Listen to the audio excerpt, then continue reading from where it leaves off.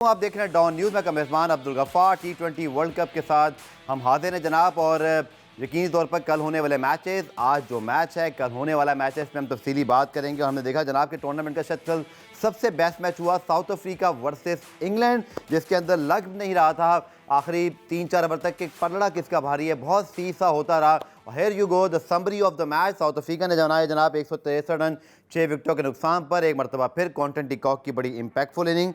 और जवाब में जनाब एक मौके पर ऐसे लग रहा था इंग्लैंड के लिए कुछ ज़्यादा प्रॉब्लम नहीं होनी चाहिए। 18 गेंदों में 25 रन थे, और लेकिन उसके बाद एकदम से जो है वो पलटा खाया इस मैच ने। और हेनरिक नोकिया और रबादा, जो कि इससे पहले भी साउथ अफ्रीका को मैच जितवाते आए हैं, देवर प्रूव वेरी क्लिनिकल। और ये मैच बड़े एक्साइटिंग मैच को साउथ अफ्रीका ने जो है 7 रन से जो है वो जीत लिया।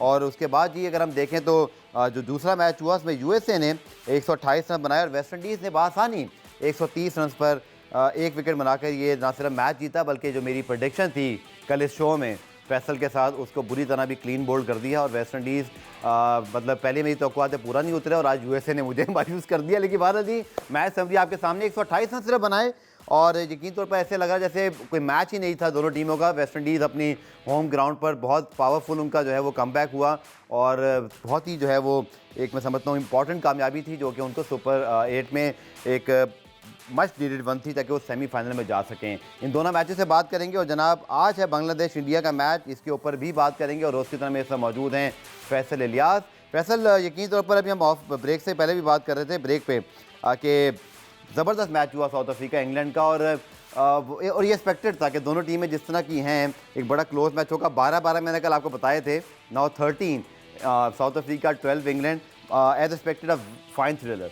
सर मैं कहूँगा इस मैच के बारे में, ये वो मैच था जिसकी वजह से हम जो है ना क्रिकेट को प्यार करते हैं। मतलब ये वो गेम था जिसमें कंप्लीट सी सॉ, मतलब जब आप साउथ अफ्रीका 163 बना के निकला था तो ऐसा लगता था हाफ वे स्टेज पे ये बहुत आसान होगा इंग्लैंड के लिए चेस करना।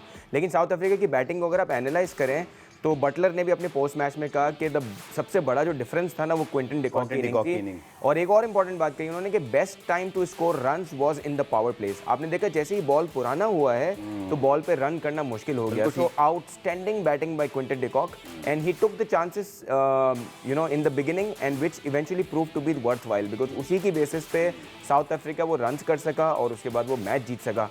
इंग्लैंड के लिए एक बहुत बड़ी वरी है कि उनके आर्चर और वुड वो दोनों अडाप्ट नहीं कर पा रहे इस कंडीशंस के साथ।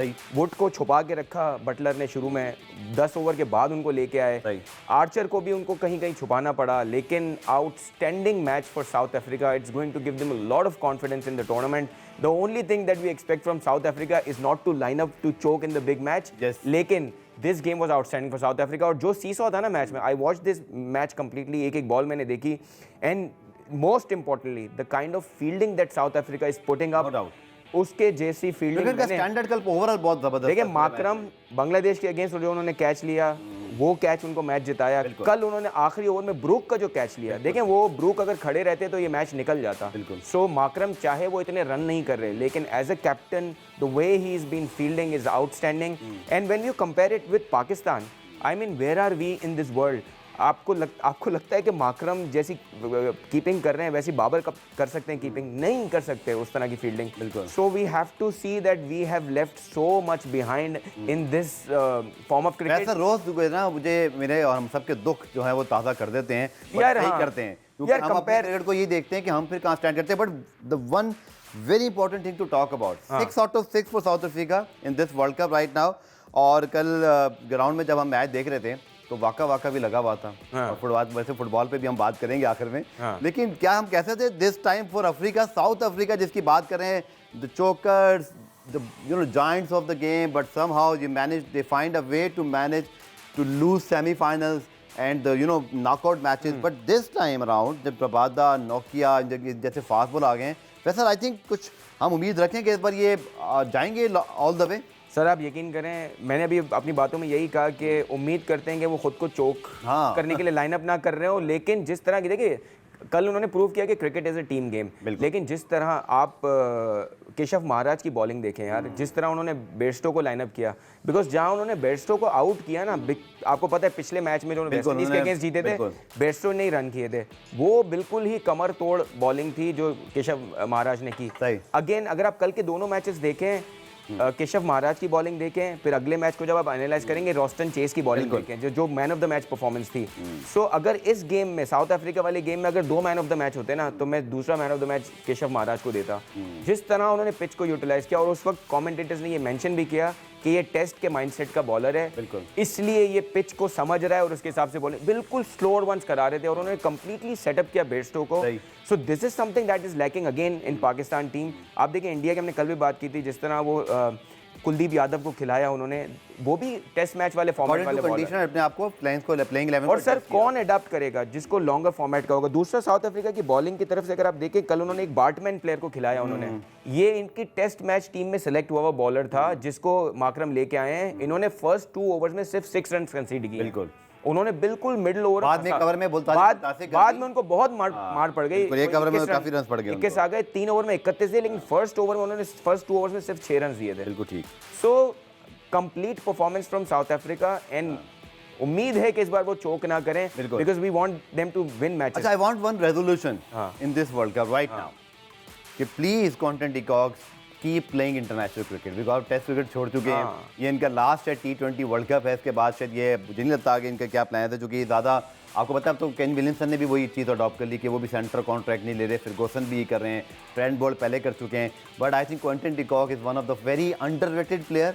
मुझे तो ये समझ नहीं आती फैसल कि ये हालांकि टेस्ट, वनडे और T20 तीनों में बहुत हाई प्रोफाइल प्लेयर रहे हैं, but he is never been considered as one of the best. But what are underrated but a very fine and a complete जो है ना क्रिकेटर। सर ये देखें, उनकी बैटिंग देखें, उनका कंप्यूटर माइंड कि किस बॉलर को कब और कहाँ मारना है। आई थिंक बिल्कुल जोस बटलर ने उनको सही अप्रिशिएट किया, जो कि वो भी बैट्समैन है, वो खेल के गए 38 गेंदों में 65 रन वहाँ वो बना रहे हैं उस विकेट पर, जहाँ पे 163 के जवाब में 156 बने सिर्फ। 22 पे उन्होंने 50 किए, which is the joint second highest quickest 50 in this world cup, और आउटस्टैंडिंग बैटिंग। लेकिन देखें, जहाँ आपने करियर की बात की ना, आप देखें अगर आप इसको पाकिस्तान या एशिया के प्लेयर से कंपेयर करेंगे ना, बड़ा डिफरेंट माइंडसेट से खेलते हैं ये लोग, और ये जब अपना क्रिकेट या कोई भी गेम खेल रहे होते हैं, दे गिव देयर 100% जब इनको लगता है। और आप देखें इनके टेम्परामेंट का भी बड़ा इशू है क्विंटन डी कॉक के। बिल्कुल बिल्कुल, आपको याद होगा इवन कमेंटेटर्स ने भी कहा कि ये फिशिंग को पसंद करते हैं, तो ये वेट कैसे कर लेते हैं फिशिंग के लिए, इतने ये जज्बाती प्लेयर हैं। So I think when they decide कि यार now it's a day to you know get along, तो फिर वो कर लेते हैं, मतलब उसके बाद वो सोचते नहीं है। पाकिस्तान की तरह नहीं है, इवन इंडिया में भी आप देखेंगे कि लोग अपना करियर प्रोलॉन्ग करने की कोशिश करते हैं, लेकिन ये वो प्लेयर्स हैं जो नहीं करते। लेकिन अगर आप इसको कंपेयर करेंगे न्यूजीलैंड से, it's a completely different situation. New Zealand के बोर्ड ने जो इनको फ्लेक्सिबिलिटी दी ट्रेंट बोल्ट को, this is the reason why they are facing the day that they are seeing today, because वही करेंगे, अब सब वही करेंगे। केन विलियमसन, हमने बात की थी कि वो करेंगे, रिजाइन करेंगे, कर दिया, अब वो कॉन्ट्रैक्ट भी एक्सेप्ट नहीं कर रहे हैं, और हमने देखा कि IPL में I'm pretty sure कि जो न्यूजीलैंड क्रिकेट बोर्ड के सेलेक्टर्स हैं, वो शायद अब उनको T20 में ज़्यादा कंसिडर भी नहीं करेंगे, क्योंकि वो मूव ऑन हो जाते हैं। Absolutely, I don't think that he'll be in contention to play the T20 cricket anymore, because देखिए न्यूजीलैंड की एक स्ट्रेटेजी ज़रूर थी, वो जो इन प्लेयर्स को अलाउ करते थे, वो अपनी बेंच को स्ट्रॉन्ग करने के लिए करते थे, और उसका उन्होंने फायदा भी हुआ। चैपमैन जैसे प्लेयर मिले उनको, बॉलिंग में भी उनको प्लेयर्स मिले। सो पाकिस्तान में सीट ड्रॉ करके गए वो, लेकिन देखें हाँ, it hasn't worked in the ICC tournament. इस मैच को मैं कंप्लीट करता हूँ, फिर हमें अगले मैच पे बढ़ना है जनाब। और आप एक थोड़ा सा टैग लग गया जी इंग्लैंड पर इस वर्ल्ड कप के अंदर कि they now relied on Phil Salt, क्योंकि जिस तरह के वो मैच विनर हैं, और कल जब उनकी विकेट गिरी तो लग ऐसे रहा था जैसे जो है ना वो उन्हें। तो क्विकली मुझे फैसला बताएगा, ये जो बैटिंग लाइन है इसमें हैरी ब्रूक भी कुछ अरसे बाद चले हैं, लिविंगस्टन ने भी उन पर ड्यू थे रन, मुइन ने ज़्यादा रन नहीं किए, बेस्ट तो थोड़े इनकन्सिस्टेंट है। Are they heavily rely on Phil Salt right ना, क्योंकि जोस बटलर भी उस तरह से कंसिस्टेंट नहीं है, तो थोड़ी सी बैटिंग जो है वो इंग्लैंड की अनसर्टन हुई हुई है। कल देखें, कल एक अच्छी चीज़ हो गई कि ब्रूक ने दोबारा रन किए, मतलब इनका middle order, lower middle order run करना शुरू हो गया। लिविंगस्टन ने कोई बड़ी इनिंग नहीं खेली थी, वो भी उसमें आ गए। लेकिन देखिए एक बड़ी गलती भी लिविंगस्टन से हुई कल, उन्होंने आखिर 3 ओवर में 25 रन चाहिए थे, आप सोचें यार, और वो रन वाला काम कर गया कुछ। जी हाँ बिल्कुल, फुल टॉस पे वो आउट हुए। बट देखें ये कंप्लीट ट्राई कर रहे थे, लेकिन जहाँ तक आपका सवाल है ना कि कंप्लीटली रिलाई सॉल्ट पे करते हैं, कल के मैच में सॉल्ट पे रिलायंस जरूर थी, because the best time to score runs was in the power plays, तो वो वहां पे फॉल्टर हो गया। सर व्हाट अबाउट हेनरिक नोकिया and Rabada, again consistently world class bowlers हैं वो लोग, तीनों फॉर्मेट के, they showed their class literally.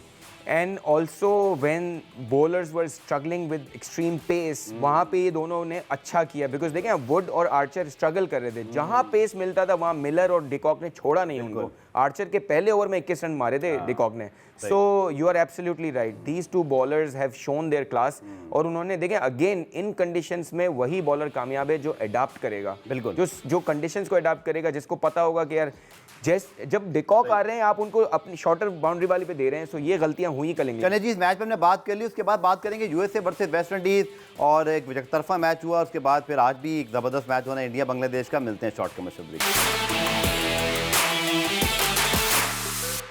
तो फैसल दूसरा मैच जो है वो बिल्कुल ही जो है वो एकतरफा हो गया, और वेस्ट इंडीज़ से मुझे दो उम्मीद थी, या तो ये वाइट टीम हो सकते हैं जो यूएसए से शायद हार जाएं अगर इनका बुरा दिन हो, ये थोड़ा सा मूडी भी हैं। आपको यूएसए से बहुत उम्मीद थी वैसे। बट हाँ, यूएसए से मुझे उम्मीद थी कि शायद ये उनको एक ऐसी टीम मिली, बट वेस्ट इंडीज़ को फुल क्रेडिट कि अपना फोकस वापस लेकर आए, अपना गेम प्लान जो है उन्होंने रिवाइव किया, उनके जो स्पिनर्स हैं उनके जो कंट्रोल है उसको उन्होंने साथ साथ रखा। और आई थिंक अच्छी चीज़ ये है कि आंद्रे रसेल यूटिलाइज हुए कि 3 विकेटें नहीं, 31 रन देके, बिकॉज इनके बगैर मुझे लगता है कि वेस्ट इंडीज़ का बैलेंस आउट होता है। अगर आंद्रे रसेल परफॉर्म नहीं करते, लगता है कि इस टीम में कुछ कमी रह जाती है। तो I think very grand sort of comeback by West Indies after that first match defeat. Absolutely chase, Andre Russell, Alzarri Joseph, all of these bowlers came to party in this game, और outstanding game West Indies के लिए, because देखें West Indies is one of the teams जो on a given day कुछ भी कर सकती है, और वो बहुत सारे पंडिट्स के सेमीफाइनल्स में थी। बिल्कुल। तो अब जो इस मैच के बाद इन्होंने 10.5 ओवर्स में ही चेज डाउन कर लिया 130। अब ये इसके बाद वेस्ट इंडीज जो है ग्रुप 2 में सेकंड पोजीशन पे आ गई है।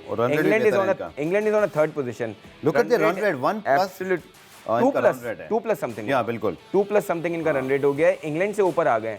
अब इंग्लैंड ने जो यूएसए से गेम खेलना है, they have to win very big against USA, और वेस्ट इंडीज का गेम ऑब्वियसली साउथ अफ्रीका से है, तो वो इतना आसान गेम नहीं होगा, but you never know on a given day. अब ये ग्रुप हमारे सामने मौजूद है, रियान बात कर रहे हैं। साउथ अफ्रीका जो है वो इस पर 4 पॉइंट के साथ comfortably place at number 1, West Indies number 2 पर है, उनका रन रेट जी प्लस 1.814 है, जो कि बहुत ही इस वक्त बड़ा रन रेट है। मतलब जो 0.4 जो इंग्लैंड का रन रेट है, लिटरली इनको उम्मीद करनी कि ना सिर्फ ये अच्छा जीतें इंग्लैंड खुद, बल्कि वेस्ट इंडीज़ ही बुरी शिकस्त खाए, क्योंकि इसके बगैर तो मुझे लग रहा है कि जो वेस्ट इंडीज़ ने अपना रन रेट को बूस्ट दिया है वो कमाल का दे दिया। अनफॉर्चुनेटली यूएसए का तो मुझे फिलहाल कुछ चांस नज़र नहीं आ रहा, they are almost out of the tournament, so all to wait for the next 2 games of the group 2 जो स्पेशली वेस्ट इंडीज इंग्लैंड के इन्वॉल्व गेम्स हैं। बिल्कुल। अब जो 2 गेम होंगे उनमें दोनों टीम इन्वॉल्व हैं। अब देखें वेस्ट इंडीज को साउथ अफ्रीका को हराना है, अगर वेस्ट इंडीज साउथ अफ्रीका को हरा देता है तो खत्म हो गया इंग्लैंड के लिए। लेकिन अगर इंग्लैंड जो है वो बहुत बड़े मार्जिन से यूएसए को नहीं हराता तो इंग्लैंड के लिए मुश्किल हो जाएगा। इंग्लैंड ने जैसे साबित किया हुआ है, आपको याद होगा 37 समथिंग पे ऑल आउट करके 41 चेस कर लिया, so they have also ability, but England को बहुत वो कहते हैं ना, how many time you will be lucky, कि 1 मरतबा लकी, 2 मरतबा, तो इंग्लैंड कुछ चीज़ें ठीक नहीं कर रहा है। ऐसे लगता है इस टूर्नामेंट में कल का चांस उन्होंने बहुत बड़ा मिस किया है। सर कल का जो है ना, कल के मैच में सबसे बड़ा प्रॉब्लम इनका वुड और आर्चर थे, उनकी बॉलिंग पे रन्स पड़े, और ये आपके वो बॉलर्स हैं जिन पे आपको विकेटें चाहिए होती हैं और उनको कम रन कंसीड करने हैं। आर्चर को 40 रन पड़ गए, पहले ओवर में 21 रन पड़ गए, सो इंग्लैंड के लिए ये वरीइंग साइन है। लेकिन अगेन जो टीम इन टूर्नामेंट्स में मुश्किलों से पहुंचती है ना, वो इवेंचुअली टूर्नामेंट भी उठा जाती है, ऐसे ही है। लेकिन अब देखें अगले गेम में आपको पता नहीं है कंडीशंस कैसी हैं, अगर ये क्या इंग्लैंड के लिए आसान होगा यूएसए को इतनी बड़ी मार मारना, will be a question. Similarly for West Indies also it will not be easy to beat South Africa, because South Africa अभी तक अनबीटन है। इंग्लैंड कुछ हमारी जैसी सिचुएशन में लग रहा है ना। हाँ, मतलब ये हो जाए इन्हें भी रखें, लेकिन मैंने कहा ना इस वक्त तक वो लकी हैं। उनको एक मैच में बारिश हो गई, स्कॉटलैंड वाले आपको सुपर 8 में से पहले याद है, एक मैच में जीत चाहिए थी, उन्होंने इवेंचुअली बहुत जल्दी आउट करके रन चेस कर लिए, तो कहीं ना कहीं से they manage to find a way of their liking, but शायद इस बार ऐसा हो ना हो, ये तो वक्त बताएगा। पुराने में ब्रेक शामिल करते हैं, ब्रेक से वापस आएंगे तो ग्रुप 1 को भी दोबारा जी उसका पॉइंट टेबल आपको दिखाते हैं कंफर्मेशन के लिए। साथ आज इंडिया बांग्लादेश का मैच होना है, और कल है जनाब अफगानिस्तान ऑस्ट्रेलिया का मैच, से बात करेंगे शॉर्ट कमर्शियल ब्रेक। पूरा रिप्ले में खुश आमदीद। तो जनाब शाही होप इसलिए ओपनर आए चूँकि एक इंजरी हुई, उसके बाद एक फोर्स चेंज था, लेकिन फैसल, आपने इनको बड़ा हाई रेट किया था क्योंकि वाकई कुछ पिचेस पर आपको बहुत अच्छे प्लेयर्स की जरूरत पड़ती है। बल्कि कल तो रोस्टन चेज ने एक इलेक्ट्रिफाइंग चेस कराई, यानी 39 बॉल्स पे वो 82 कर गए। One of the best T20 inning I guess. Absolutely. और वेस्ट इंडीज में हमने देखा था कि शे होप जो अब तक इनिंग्स खेल रहे थे, रन्स नहीं किए थे, लेकिन मैं इसलिए उसको ज्यादा रेट करा था कि उन्होंने अपनी बॉल्स आइडेंटिफाई कर ली थी कि किन बॉल्स पे मुझे हिट्स करना है। और आप ये देखें कि इस बैट्समैन ने भी, जो हमेशा टेस्ट फॉर्मेट वाला बैट्समैन था, ओडीआई में भी वो एक शीट एंकर रोल करते थे, अब T20 में आप देखें 39 बॉल्स पे 81 रन्स करना। Can you expect any of our players to do it? इतना जल्दी ट्रांजिशन आसान नहीं होता। So he played a outstanding inning. Roston Chase जो है, अगेन इस मैच में भी आप देखें 2 मैन ऑफ द मैच थे। रोस्टन चेज को उन्होंने मैन ऑफ द मैच दिया, लेकिन ये बैटिंग कैसी थी यार, इस पे भी मैन ऑफ द मैच बनता था। बिल्कुल ठीक। जनाब, बात करते हैं इंडिया वर्सेस बांग्लादेश। एक ऐसा मैच जिसमें यकीन तौर पर India is are the firm favourite, लेकिन बांग्लादेश के पास भी चांस मौजूद है कि वो कुछ कर सके। साथ साथ आपको जो है वो ग्रुप भी बता देते हैं कि इंडिया और बांग्लादेश की जनाब इस वक्त क्या सिचुएशन है। जनाब, ऑस्ट्रेलिया 2 पॉइंट के साथ नंबर 1 पर है ग्रुप 1 में, लेकिन इंडिया नंबर 2 है। बांग्लादेश ने एक मैच हारा हुआ है। हमने देखा है कि बहुत ज़्यादा डोमिनेट नहीं कर पाता बांग्लादेश इंडिया को। स्पेशली उनका प्रॉब्लम ये है कि वो बांग्लादेश से बाहर जब भी खेलते हैं वो परफॉर्मेंस नहीं होती। और फिर जो हेड टू हेड है, 12 मैच भारत ने जीते, सिर्फ 1 मैच बांग्लादेश ने जीता है।